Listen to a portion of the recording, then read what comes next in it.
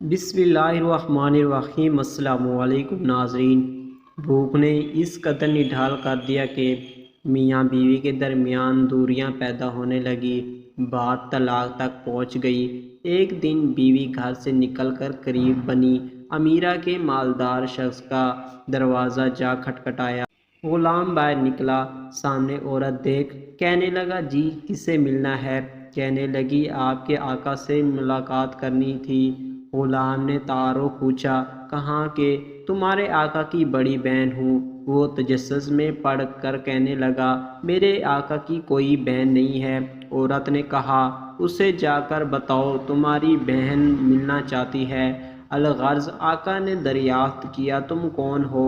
کہنے لگی آدم بیٹی آپ کی بہن۔ دستک کیوں دی؟ کہا فقیری نے ہم میاں بیوی کی محبت کے ذائقے کڑوے کر ڈالے ہیں، اب تو طلاق کے دروازے کو دستک دی جا رہی ہے۔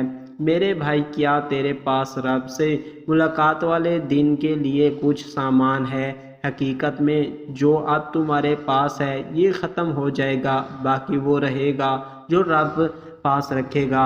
سخی نے بار بار یہ کلمات دہرانے کی فرمائش کی، بالآخر اپنے غلام کو حکم دیا میری بہن کو 10 اونٹ اور 10 اونٹنیاں اور 7 بڑا ریوڑ بکریوں کا اس دن کے لیے دے دو، جب ملاقات ہوگی میرے ہاتھ کچھ نہیں ہوگا، اب کا دیا ہوا میرا رب مجھے لوٹا دے گا۔ اس پر اشوک دور میں دستک دینے والوں کو ملاقات کے دن کے لیے کچھ نہ کچھ دیا کرو۔